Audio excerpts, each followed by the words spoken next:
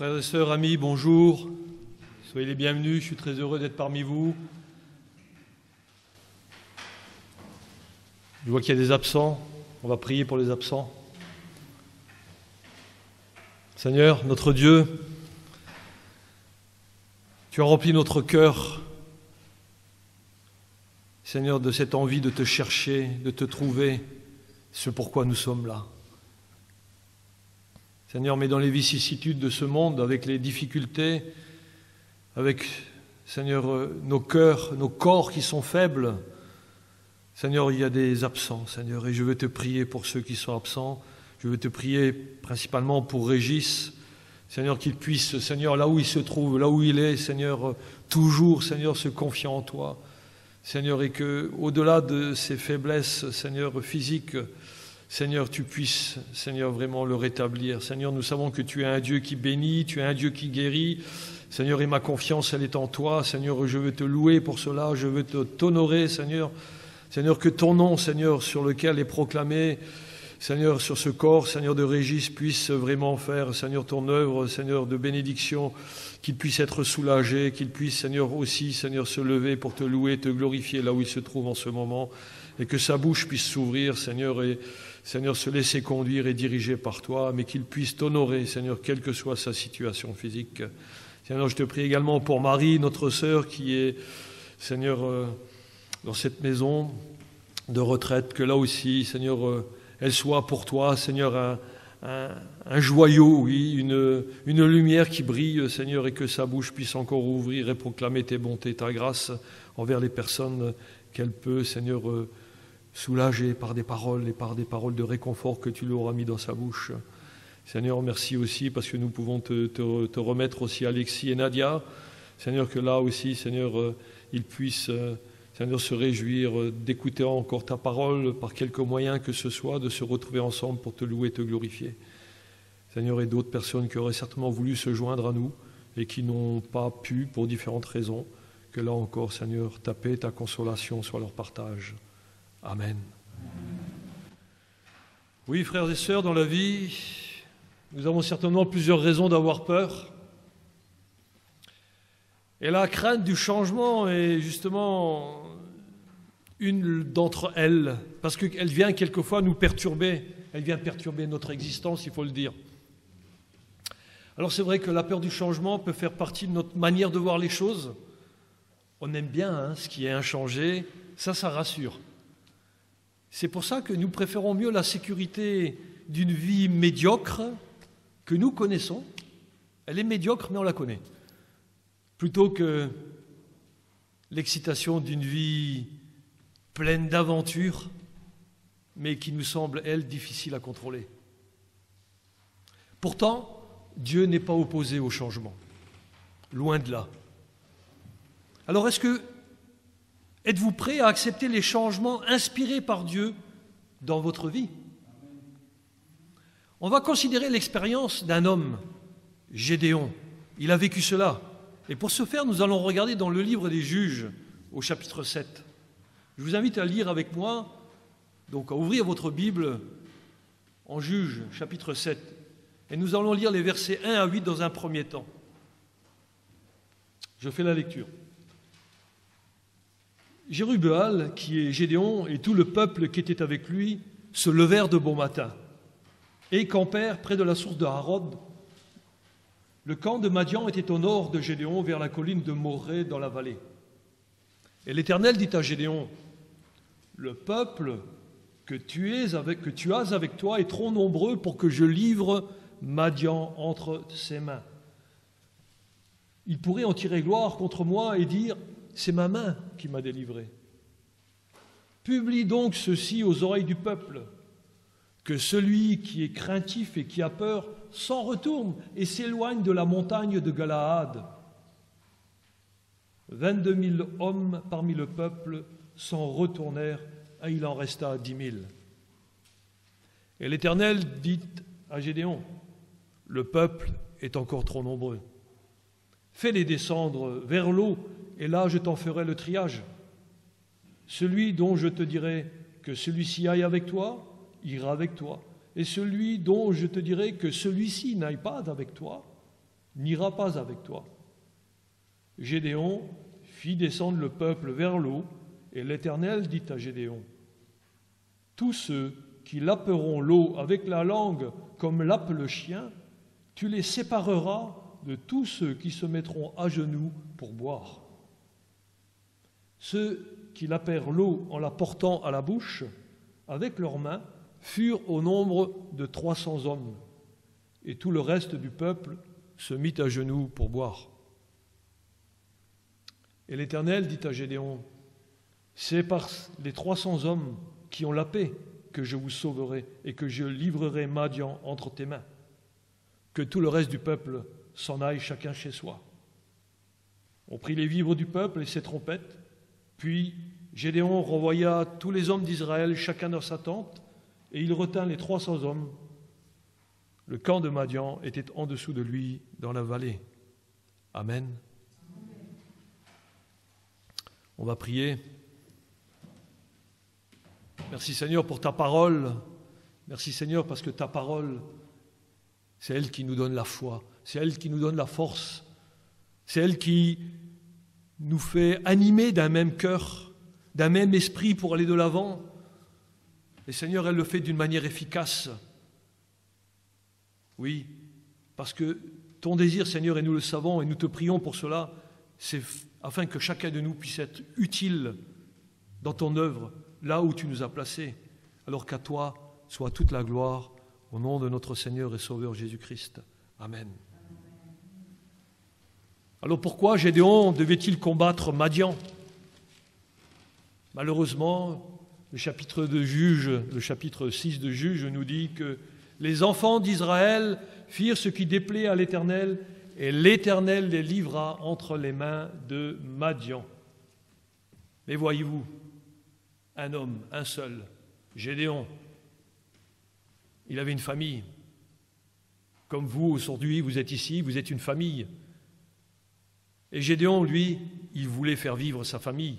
Donc, eh bien, contre toutes les adversités, il s'est mis à battre du froment sur un air, donc sur une aire, pardon, et donc il voulait faire du pain pour sa famille parce qu'il voulait nourrir sa famille.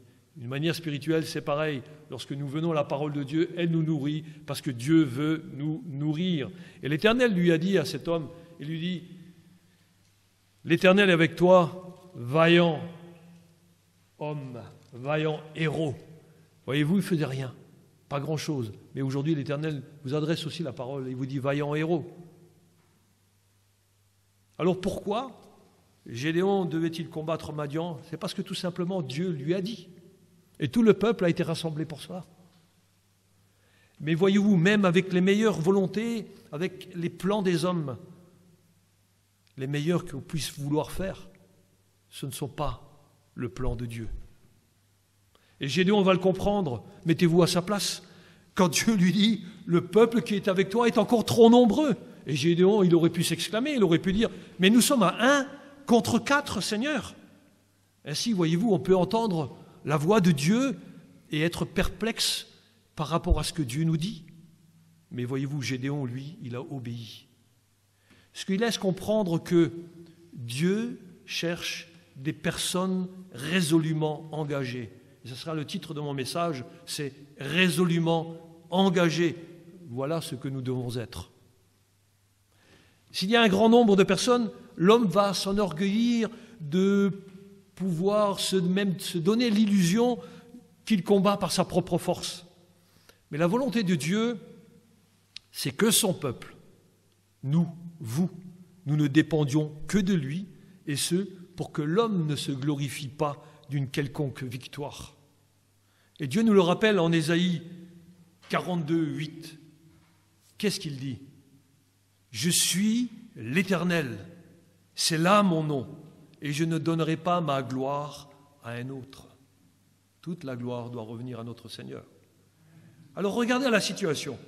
Israël, pour se défendre de l'ennemi, a rassemblé 32 000 hommes, alors qu'en face, ils sont 135 000 hommes de guerre. Ce qui fait réellement 1 contre 4. Et Dieu dit 32 000 hommes. C'est encore de trop pour faire éclater ma gloire. Voyez-vous, Dieu n'est pas impressionné par les chiffres. Et dans une assemblée, on peut se vanter quelquefois en disant « Regardez combien nous sommes !» Mais en réalité, combien sont-ils vraiment prêts à faire la volonté de Dieu? Et la volonté de Dieu, c'est que nous lui donnions toujours gloire. Aucune gloire pour nous les hommes, mais toute la gloire pour Dieu. Et pour ce faire, Dieu ordonne à Gédéon de rappeler ce qui est dit en Deutéronome 20 au verset 8, qui concerne les règles d'exemption du service militaire pour toute personne. Et voilà ce qui est dit et qui est repris d'ailleurs dans notre chapitre de Juge 7 au verset 3. Il est dit ceci, que celui qui a peur et qui manque de courage, qu'il s'en aille et qu'il retourne chez lui, afin que ses frères ne se découragent pas comme lui. Et que se passe-t-il? Qu'est-ce qu'on voit? 22 000 hommes s'en retournent. Et nous voyons aussi que pour des personnes résolument engagées, le premier critère, c'est quoi? C'est la peur. Elle disqualifie pour le combat. Eh oui. 22 000 hommes s'en retournèrent par manque de courage. Et Gédéon a dû s'exclamer en disant « Mais Seigneur, mais il ne reste que 10 000 hommes !» Comprenez bien que le Seigneur regarde beaucoup à l'aspect de la crainte quand c'est le moment où l'on doit affronter l'ennemi. Dieu n'a pas besoin de craintifs. Il ne peut pas utiliser quelqu'un dont le cœur est peureux. Dieu ne peut pas non plus utiliser quelqu'un qui est découragé. Parce que quand vous êtes découragé, vous n'encouragez pas vous-même les autres. Et quand vous êtes découragé, vous ne recherchez plus la volonté de Dieu, ni sa parole. Et vous laissez votre Bible de côté, et c'est là que l'ennemi a gagné. C'est quand vous laissez votre Bible de côté. La peur, le doute, crée dans la personne une frustration. Et ça chasse la foi. Alors que Dieu nous a donné quoi? Un esprit de force lorsque nous avons été sauvés. Et ça, 2 Timothée 1,7, quand vous lisez votre Bible, prenez-le, acceptez-le comme tel. Paul, il le rappelle à Timothée, parce que Timothée devait se lever pour se lancer dans la bataille de la foi, pour amener d'autres âmes au Seigneur. Il est dit que ceci, car ce n'est pas un esprit de timidité que Dieu nous a donné, mais un esprit de force, j'aimerais vous l'entendre dire, d'amour et de sagesse. N'aie donc point honte du témoignage à rendre à notre Seigneur, ni de moi son prisonnier, mais souffre avec moi pour l'Évangile, par la puissance de Dieu. Alors peut-être que vous êtes dans ce cas, si vous êtes découragé, revenez à la parole de Dieu. Confessez votre faiblesse, confessez vos erreurs, faites confiance au Seigneur pour la suite. Pour accomplir son œuvre, Dieu ne veut pas de cœur partagé. Dieu ne veut pas non plus de ceux qui exercent une mauvaise influence sur ceux qui se sont déjà mis en route pour être utiles à l'œuvre du Seigneur. Alors que fait Dieu? Il les écarte. C'est Dieu qui le fait. 22 000 sont écartés. Et Gédéon, lui, dans son désarroi, il ne voit que ces 10 000 hommes qui restent. Il y a une application pour nous. C'est vous-même. Est-ce que vous êtes prêts à accepter les changements inspirés par Dieu dans votre vie? Amen. On aimerait bien, hein? J'aimerais vous entendre dire cela. Mais ce n'est pas toujours évident. Mais n'ayez crainte, Dieu veille à toutes choses. Mais voyez-vous, il ne reste que 10 000 hommes, mais ce n'est pas fini, car Dieu nous rappelle qu'il recherche des personnes qui lui obéissent en toute confiance. Et l'Éternel dit à Gédéon, « Le peuple est encore trop nombreux. Mais Seigneur, nous sommes à 1 contre 14. » Mais pour Dieu, voyez-vous, c'est encore de trop. Un tri devra être fait. Et c'est l'eau qui va définir le deuxième critère pour connaître si les personnes sont résolument engagées. C'est être prêt pour le combat ou être à l'aise dans ce monde. Voilà le critère décisif. Mais comment faire la distinction entre quelqu'un qui est prêt pour le combat et quelqu'un qui est à l'aise dans ce monde? Eh bien, un simple test. Gédéon fit descendre le peuple vers l'eau. Et l'eau, c'est la parole de Dieu. On doit toujours ramener les personnes à la parole de Dieu, et le test, il est là. Et là, nous assisterons à une scène qui permettra de déterminer qui sera retenu. Ceux qui se seront mis à genoux pour boire ou ceux qui laperont l'eau comme les chiens. Rappelez-vous que les chiens sont des animaux impurs pour les Juifs. Donc c'est sûr, c'est déjà écarté, c'est pas eux.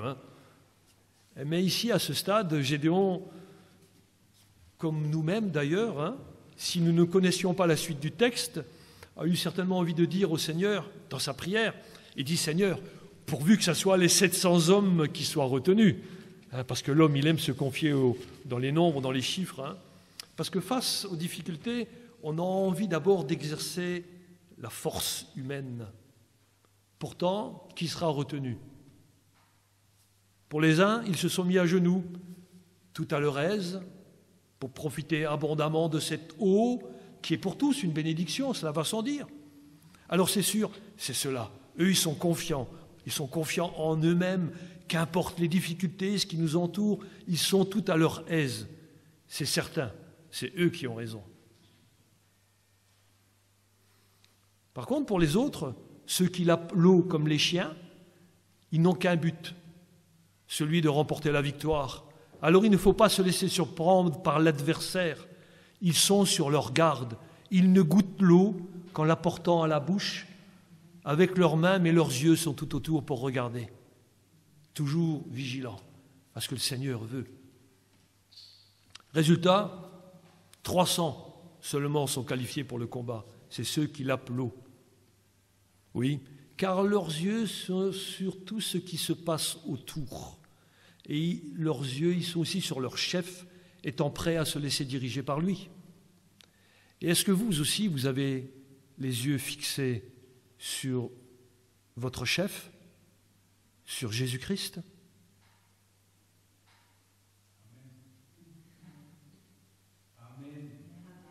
Oui. Vous connaissez ce chant dans « À toi la gloire » au numéro 117? Chef couvert de blessures. Je vais vous lire le texte. Chef couvert de blessures, meurtri par nous pécheurs, chef accablé d'injures, d'opprobre et de douleur, des splendeurs éternelles naguère environnées, c'est d'épines cruelles qu'on te voit couronné. C'est ainsi que tu paies le prix de ma rançon, tes langueurs et tes plaies, voilà ma guérison. Mon âme criminelle est à tes pieds, Seigneur. Daigne jeter sur elle un regard de faveur. Au sein de ma misère, sauvé par ton amour, pour toi, que puis-je faire? Que t'offrir en retour? Ah, du moins, Dieu suprême, prends à jamais mon cœur, qu'il te serve et qu'il t'aime plein d'une sainte ardeur. Par ta longue agonie, par ta mort sur la croix, je veux toute ma vie te louer, roi des rois, ta grâce éternelle, et rien, jusqu'à la fin, ne pourra, Dieu fidèle, me ravir de ta main. Amen. Ce chant, on aurait pu le chanter, et c'est vrai. Il nous est dit, à du moins, Dieu suprême, prends à jamais mon cœur, qu'il te serve et qu'il t'aime. Voilà la nuance, voilà le critère, n'est-ce pas? Qu'il te serve, Seigneur. Alors, la question se pose, êtes-vous prêts pour le combat ou est-ce que vous voulez être à l'aise dans ce monde? Et voyez-vous si... Oui, j'ai entendu quelqu'un qui l'a dit, Amen, bénis-la, Seigneur. Et c'est vrai que Dieu sépare ces deux groupes. Et si Dieu le fait, c'est qu'il a sa raison. Parce qu'en fait, dans tous ces hommes, il devait bien y avoir des courageux, bien sûr. Mais voyez-vous, une chose importante, ils ne se laissaient pas diriger par le Saint-Esprit pour faire l'œuvre de Dieu. C'est pourquoi Dieu les écarte. Car ceux-là, voyez-vous, ils auraient pu en tirer une petite gloriole personnelle. En fin de compte, ils sont disqualifiés. En Actes 1, 24, il y a cette orientation de cœur que nous devrions avoir dans la prière pour connaître la volonté de Dieu face à un choix que nous avons à faire. C'est comme les disciples qui demandaient que leur nombre de 12 maintenant soit complet pour annoncer l'Évangile. Et Acte 1, 24 nous fait cette prière. Ce sont les disciples réunis qui disent « Seigneur, toi qui connais les cœurs de tous, désigne lequel de ces deux tu as choisi afin qu'il ait part à ce ministère et à cet apostolat. » Voilà ce à quoi le Seigneur nous appelle aujourd'hui. Et le choix de Dieu se reporte sur celui qui va faire une œuvre qui est toute à sa gloire. Ça, c'est le choix de Dieu, ce n'est pas le choix des hommes. Alors maintenant, l'armée, elle est épurée. Et elle passe de 10 000 à 300 hommes. Et Gédéon pourrait s'exclamer maintenant, « Mais Seigneur, ça fait un 1 contre 450, ça c'est impossible !» À l'échelle humaine, vous l'aurez compris, 300 hommes, ce n'est pas assez pour battre une armée de 135 000 hommes aguerris à la guerre. Hein. Aucun doute là-dessus. Mais voyez-vous, 300 hommes, plus Dieu, ça fait une force qui est capable d'écraser toute adversité. Et ce qui caractérise ce petit nombre, ce sont des personnes résolument engagées. Ils n'ont rien à perdre. Ils ne s'effraient de rien et ils se sont mis en marche sans s'embarrasser des choses et des affaires de cette vie. C'est un appel pour chacun de nous. Ne nous embarrassons pas des choses de ce monde. Regardons à la gloire de Dieu. Faisons ce que nous avons besoin de faire pour que le Seigneur soit glorifié. Et la deuxième chose, c'est 300 hommes. Ils sont prêts, eux, effectivement, à tout perdre pour une chose, une seule, faire ce que Dieu leur demandera. Ceci nous fait comprendre que nous avons besoin d'entrer dans les œuvres que Dieu a déjà préparées d'avance afin que nous puissions les pratiquer. C'est l'appel de Dieu. Et nous allons lire la suite de Juges 7 au verset 9 à 18, mais je vais demander à Francisco de le lire. L'Éternel dit à Gédéon pendant la nuit, « Lève-toi, descends au camp, car je l'ai livré entre tes mains. Si tu crains de descendre, descends-y avec Pura, ton serviteur. Tu écouteras ce qu'ils diront, et après cela tes mains seront fortifiées. Descends donc au camp. » Il descendit avec Pura, son serviteur, jusqu'aux avant-postes du camp. Madian, Amalek et tous les fils de l'Orient étaient répandus dans la vallée comme une multitude de sauterelles, et leurs chameaux étaient innombrables comme le sable qui est sur le bord de la mer. Gédéon arriva, et voici, un homme racontait à son camarade un songe. Il disait, « J'ai eu un songe, et voici, un gâteau de pain d'orge roulait dans le camp de Madian. Il est venu heurter jusqu'à la tente, et elle est tombée. Il a retourné son dessus-dessous, et elle a été renversée. » Son camarade répondit et dit, « Ce n'est pas autre chose que l'épée de Gédéon, fils de Joas, homme d'Israël. Dieu a livré entre tes mains Madian et tout le camp. » Lorsque Gédéon eut entendu le récit du songe et son explication, il se prosterna, revint au camp d'Israël et dit, « Levez-vous, car l'Éternel a livré entre vos mains le camp de Madian. » Il divisa en 3 corps les 300 hommes, et il leur remit à tous des trompettes et des cruches vides, avec des flambeaux dans les cruches. Il leur dit, « Vous me regarderez, et vous ferez comme moi. Dès que j'aborderai le camp, vous ferez ce que je ferai. Et quand je sonnerai de la trompette, moi et tous ceux qui sont avec moi, vous sonnerez aussi de la trompette tout autour du camp, et vous direz, pour l'Éternel et pour Gédéon. » Amen. Merci pour la lecture. Voyez-vous, on pourrait dire, quand Dieu dit, Dieu fait. Gédéon avait reçu de Dieu que l'ennemi serait livré entre ses mains. Il peut faire confiance, n'est-ce pas? Le « je suis », le Dieu qui est présent, il est tout le temps là, il n'abandonne pas son peuple. Le Dieu de l'univers a dit « Je l'ai livré entre tes mains, vous gagnerez ». Mais voyez-vous, Gédéon, dans sa faiblesse, préférera quand même recevoir la confirmation des hommes. Vous l'avez entendu, Ironiquement, Gédéon fait davantage confiance à un rêve d'un soldat ennemi qu'à la promesse donnée par l'Éternel Dieu lui-même. Ne soyez pas comme ces personnes indécises qui recherchent plus souvent la parole des hommes bien plus qu'ils ne recherchent les affirmations de Dieu pour la direction de leur vie. Frères et sœurs, soyons prudents par rapport à la parole de Dieu. Mettons-la en application dans notre vie. Mais voyez-vous, malgré ses faiblesses, Gédéon et son ami Pura sont les deux témoins des promesses de Dieu, en l'entendant même de la voix des ennemis. Et leur foi, maintenant, elle est fortifiée par l'assurance que Dieu sauvera bel et bien son peuple. Et le troisième critère, pour connaître si les personnes sont résolument engagées, c'est mettez la parole de Dieu en pratique dans votre vie. Assez bavardé, l'ordre est donné. Les 300 hommes prennent en leurs mains les trompettes, mais aussi les vivres, car on ne peut pas combattre sans être nourri. Mais souvenez-vous qu'une des ruses de Madian avait été en effet d'affamer le peuple pour le maintenir en esclavage. Vous lisez ça dans Juges 6, au verset 4 et 6, pour ceux qui prennent des notes. Et Gédéon l'avait bien compris, puisque lui-même, qu'est-ce qu'il faisait? Il mettait du froment à l'abri du regard des ennemis pour en faire du pain. Et aujourd'hui, Satan, la ruse de l'ennemi, elle est toujours la même. Il veut priver le peuple de Dieu de sa nourriture, c'est-à-dire de la Bible. Il va pour cela employer toutes sortes de stratagèmes, toutes sortes de ruses.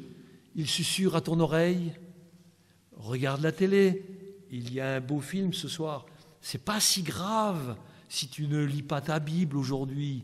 C'est pas si grave si tu n'as pas médité sur un passage biblique du jour. Allez, va, profite de la vie. Oui, réjouis-toi, c'est pas si grave, désaltère-toi, profite des instants présents, ne pense à rien d'autre, demain sera un autre jour, tu verras bien. Voici ce que fait l'ennemi. Et ainsi de suite. C'est alors que tu mets la parole de Dieu en oubli, et un jour, tu t'apercevras que tu t'es disqualifié tout seul. Tu es retourné dans ton salon, chez toi, pour être affalé sur ton fauteuil de paresse. Ami, si la parole de Dieu n'est pas ta référence, mais alors, dans ta vie chrétienne, tu te nourris de quoi? De quoi nourris-tu ton âme? Et si tu es dans ce cas, il n'y a qu'une seule chose à faire, c'est revenir à Dieu. C'est revenir à Dieu en cherchant une assemblée fidèle qui fait partie des 300 qui écoutent ce que Dieu dit et qui met en pratique la parole de Dieu. Amen. Ensuite, Dieu te demande aussi de faire cette prière afin que tu puisses demander à Dieu de te donner du courage pour t'engager, pour ce qui est juste, pour vivre selon sa volonté.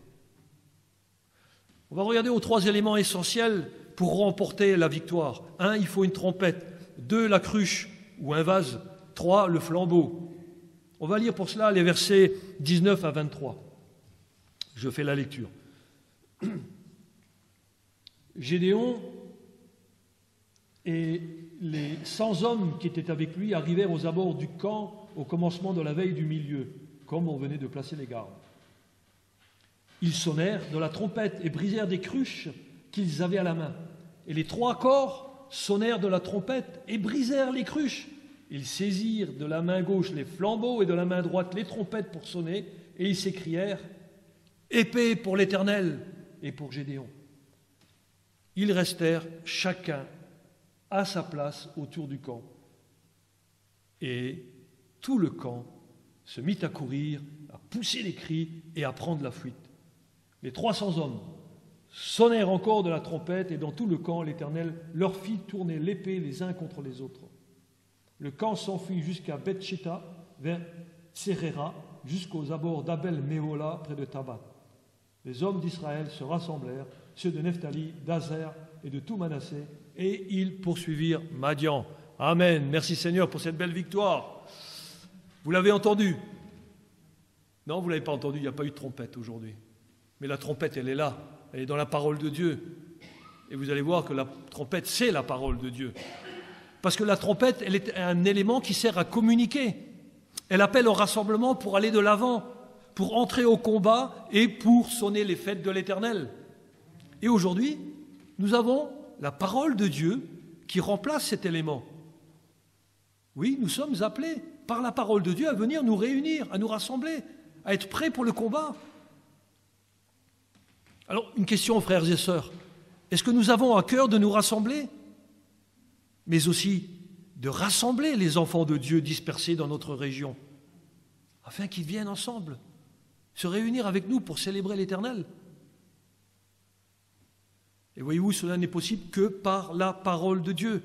Alors mettons tout en pratique pour faire entendre cette parole de Dieu. Montrons aux chrétiens que le rassemblement est le but de Dieu pour ceux qui appartiennent à Christ. Et ensuite, la trompette, elle appelle aussi au combat.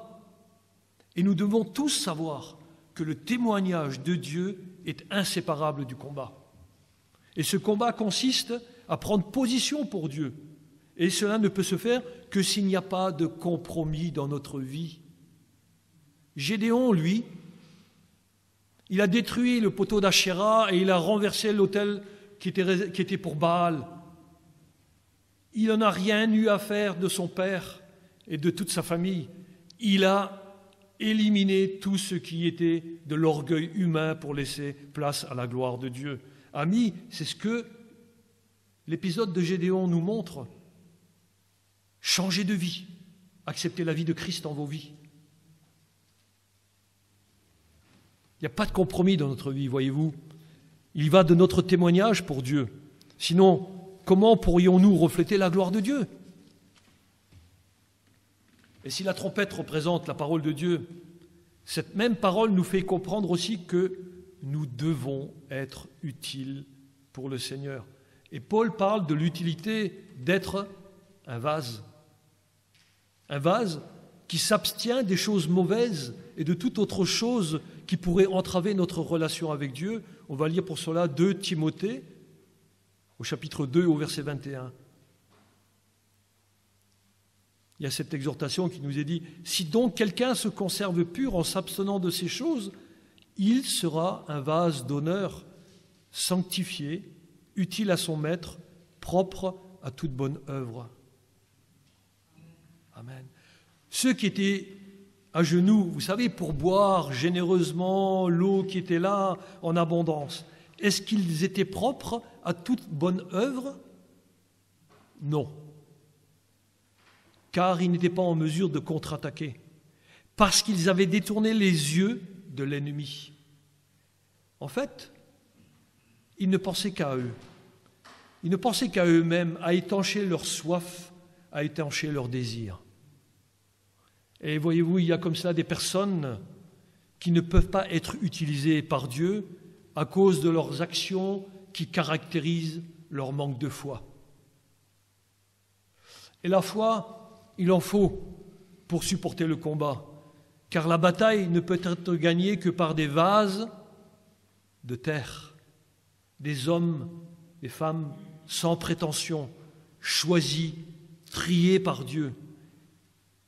Et Dieu n'utilisera notre capacité que si elle est disposée à le servir, lui, et il le fera par la puissance de son esprit dans nos vies. Amen.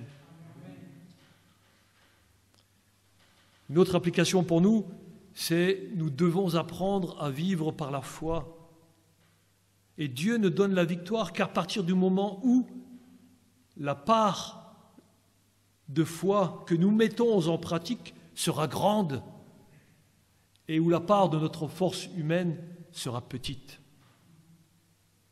Et Dieu le confirme en Zacharie, chapitre 4, verset 6, qui nous dit « Ce n'est ni par la puissance, ni par la force, mais c'est par mon esprit, dit l'Éternel des armées. » C'est là où nous sommes vainqueurs.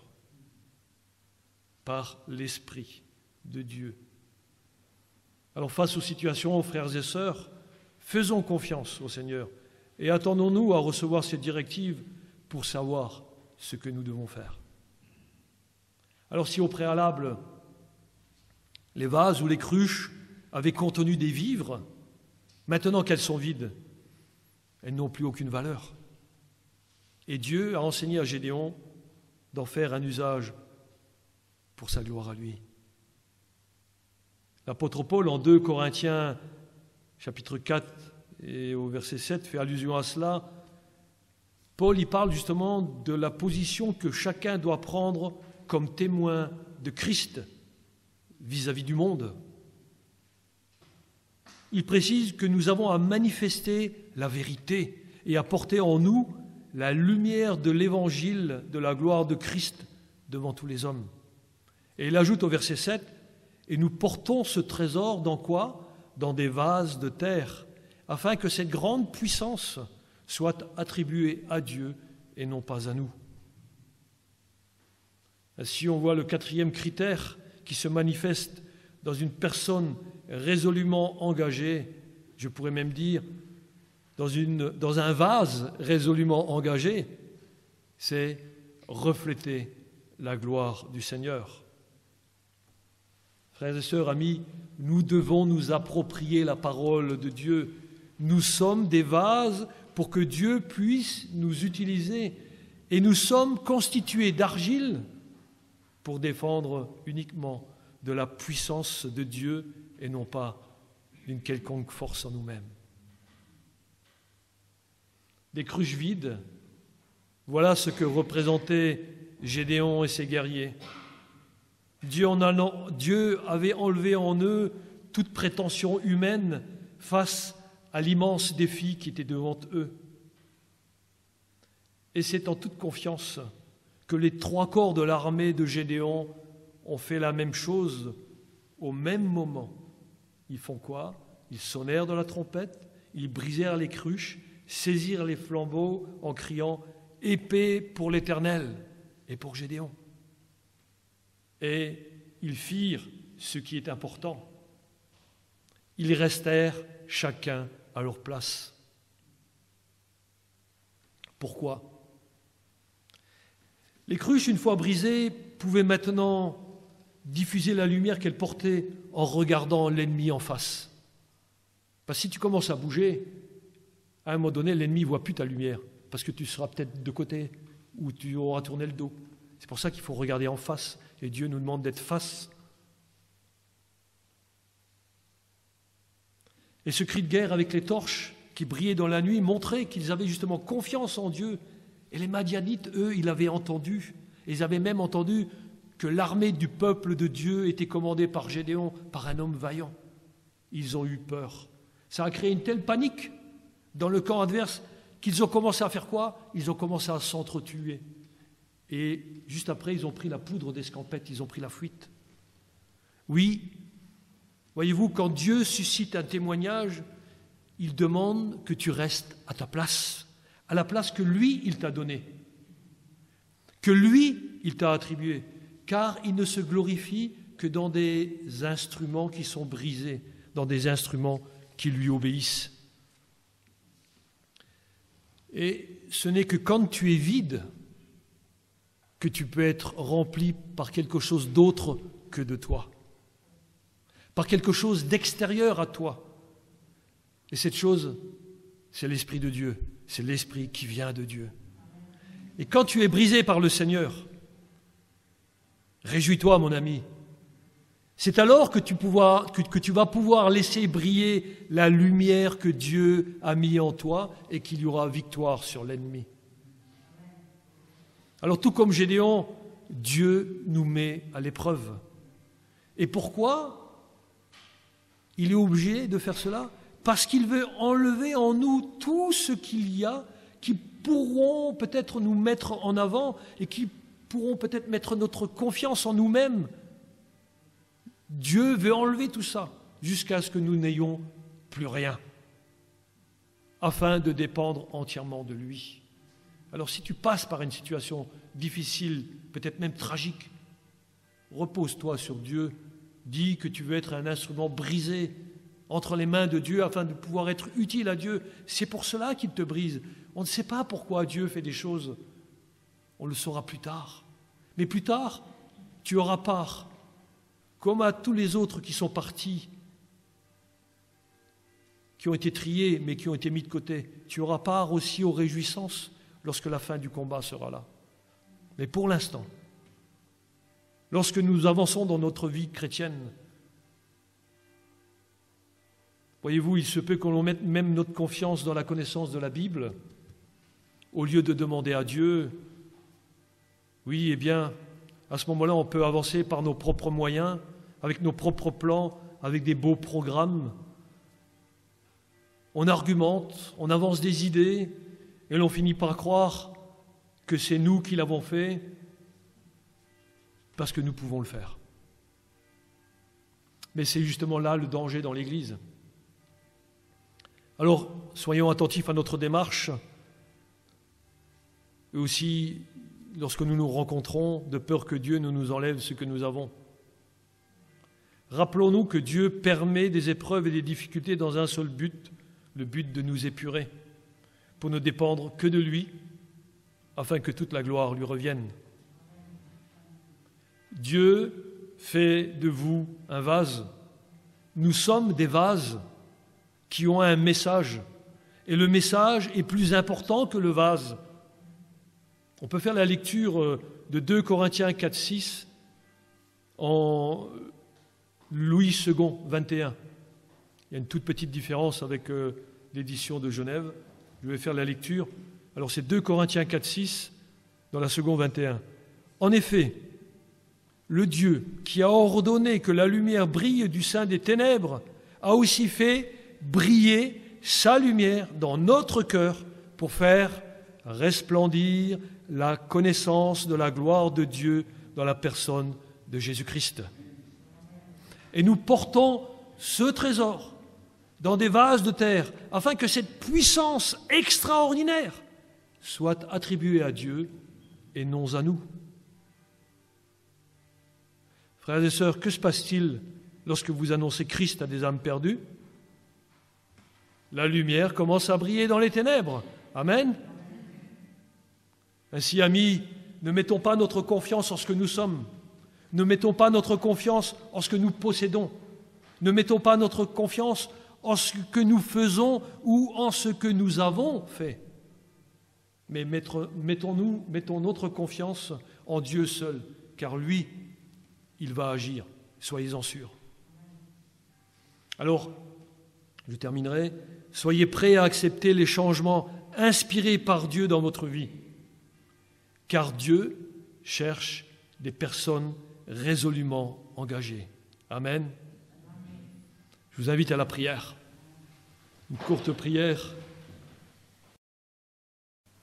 Oui, Seigneur, c'est toi qui fais le tri.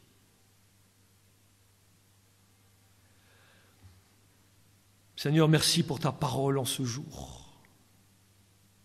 Que chacun puisse, Seigneur, faire sienne cette prière, Seigneur, de pouvoir accepter les changements que tu veux pour chacune de nos vies.